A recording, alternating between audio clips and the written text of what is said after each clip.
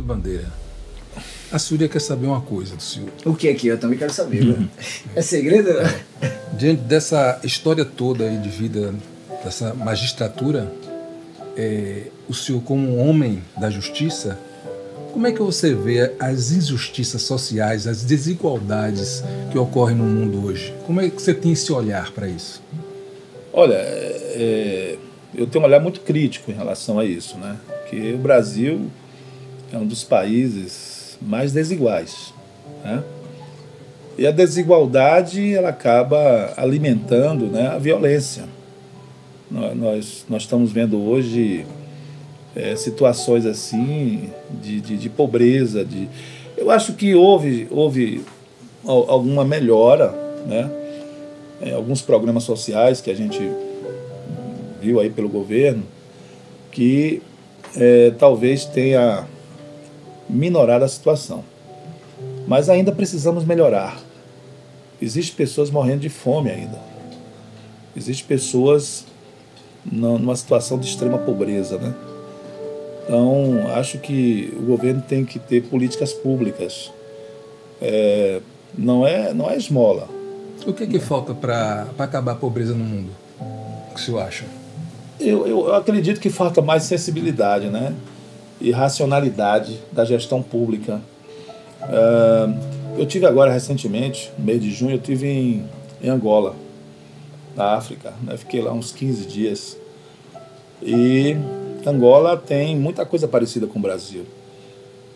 Os contrastes. Você tem uma sociedade rica, condomínios de luxo, e você tem uma parte extremamente pobre. Mais até do que no Brasil. E no Brasil você vê o pobre ainda tem uma televisão, tem um negócio, tem aquela Minha Casa Minha Vida, tem um Bolsa Família que de qualquer forma ajuda, né, a pessoa a ter um mínimo de dignidade. Mas lá o que eu vi foram pessoas assim de extrema pobreza nas ruas pedindo esmola, como a gente tem no Brasil. Mas eu acho até que no Brasil, né, ultimamente melhorou muito em termos assim de... Antigamente você tinha muita gente nas ruas pedindo. Hoje eu já acho que já diminuiu um pouco. Mas a gente precisa, na verdade, diminuir a desigualdade social. Sim. Aí você pergunta qual o caminho? O caminho é as políticas públicas, implementação de políticas públicas, entendeu? Só que temos que ter governos que tenham sensibilidade para isso. Mais humanitários, né? Mais humanitário, né? A gente precisa ser mais humano, né? Se colocar no lugar do outro, entender a necessidade como algo assim de uma missão, né? Porque tem gente que acha que está ali na máquina pública e que pode fazer a seu bel prazer e não tem esse olhar de sensibilidade. Eu fiz uma pergunta ao senhor no começo, lembra? Lembro. Como é que é ser juiz na vida, na família e para si mesmo, né? Talvez essas pessoas não tenham esse tribunal da consciência ali tão aguçado, porque ser juiz para si, você vai ter que confrontar essas atitudes. E como é que o senhor vê tudo isso, sendo uma pessoa que ama o direito, né? Como é que é lidar com isso? Com essas relações de pessoas que estão no poder, mas não tem essa sensibilidade de olhar para a coisa pública, né? Sim. Com o devido respeito. Hoje o que a gente percebe, às vezes, é assim, grandes empresários começam a ganhar dinheiro e logo pensa na política. E muitas vezes esse casamento não dá certo. Por quê? As pessoas às vezes não conhecem o que é administração pública. Não conhecem os princípios da administração pública, de uma gestão. Por exemplo, o princípio da legalidade. E principalmente o princípio da impessoalidade e da moralidade pública. Porque você não pode chegar e dizer assim, não, eu vou querer que meu filho, minha mulher ocupe um cargo tal, tal, tal. Aí vai ferir o princípio da impessoalidade. Já é diferente, né, do lado particular. Então, assim, eu particularmente tenho uma ideia, não é preconceituosa. Eu acho que o cara, para ser prefeito de uma cidade, para ser governador, presidente, ele tinha que ter uma formação em gestão pública. Conhecer o que é gestão pública, o que é uma licitação, quais os caminhos para uma licitação, um contrato administrativo, né? Para que ele realmente consiga gerir, né, administrar essa máquina pública, que é uma coisa complicada, né? Hoje a gente tem algumas mudanças. A gente está falando hoje, por exemplo, de uma administração consensual, de se fazer acordo. Nós estamos falando hoje a chamada administração concertada, né? E isso tudo implica conhecimento. Eu não vou muito longe, mas talvez vocês concordem comigo. Como é importante a gestão pública.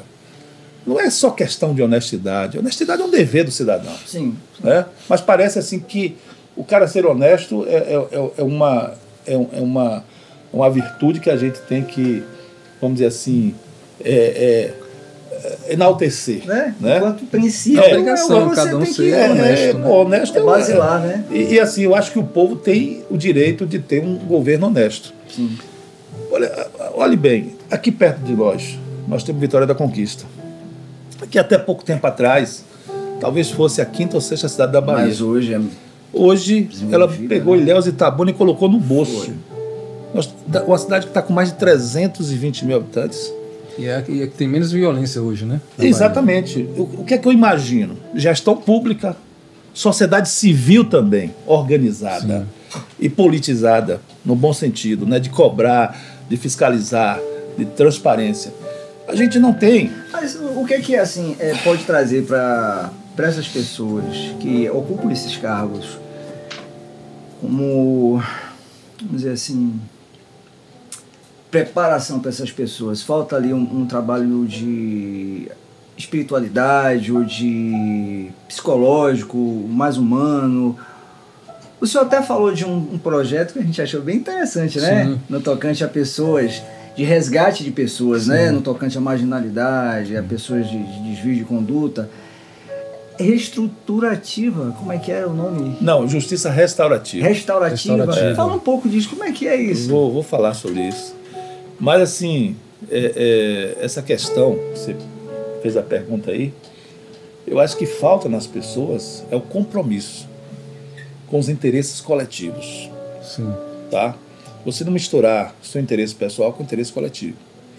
Então, você pega às vezes um gestor que de repente consegue cooptar a maioria de uma Câmara de Vereadores, não estou falando aqui de Itabuna, estou falando da forma geral, e aí faz tudo o que é permitido, né?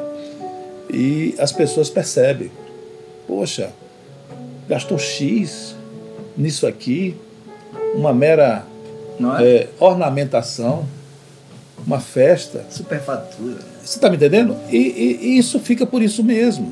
Porque quem deveria cobrar era a Câmara de Vereadores. Aí eu acho que a sociedade civil organizada deveria ter uma instância de fiscalização. Que se colocasse um painel para saber o que se gastou, qual foi a receita, qual foi a despesa, e por que essa empresa ganhou essa licitação, quais foram os critérios, para assim mostrar a cara daquela prefeitura e tal. Eu acho que falta isso. E quem né? seria esse interlocutor? Entre, veja, a sociedade e a Câmara, né?